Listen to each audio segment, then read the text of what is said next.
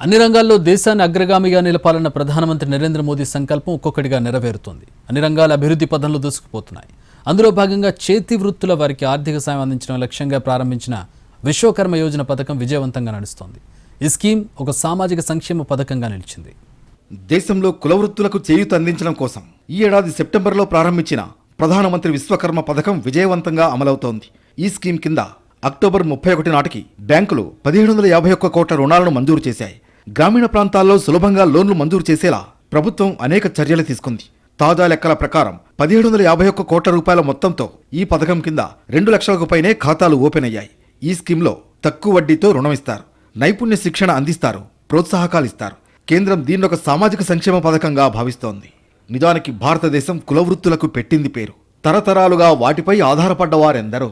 అయితే పట్టణీకరణ, యాంత్రీకరణ, గ్లోబలైజేషన్, పారిశ్రామిక విధానం వెరసి కులవృత్తులు ధ్వంసమయ్యాయి. ఉన్న కొద్దిపాటి వస్తువులకు ఆదరణ లేదు, ప్రోత్సహించేవారు లేరు. హస్తకళలకు ప్రాధాన్యం తగ్గిపోయింది, ఉన్నవాటికి డిమాండ్ లేకుండా పోయింది. దాంతో నైపుణ్యం ఉన్నవారంతా ఇతర పనులకు మళ్లిపోయారు. కొందరు వేరే ప్రాంతాలకు పొట్టచేత పట్టుకుని వలస వెళ్లారు.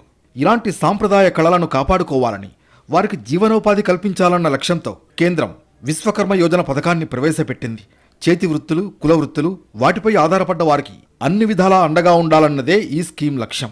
ఇప్పటి వరకు విశ్వకర్మ యోజన పథకం ద్వారా లక్షల మంది సాంప్రదాయ కళాకారులు లబ్ధి పొందారు. వీరిలో వడ్రంగి, కుమ్మరి, కమ్మరి, కంసాలి, శిల్పి, బొమ్మల తయారీదారులు, దర్జీలు, ఇలా సాంప్రదాయ వృత్తుల వారంతా ఉన్నారు.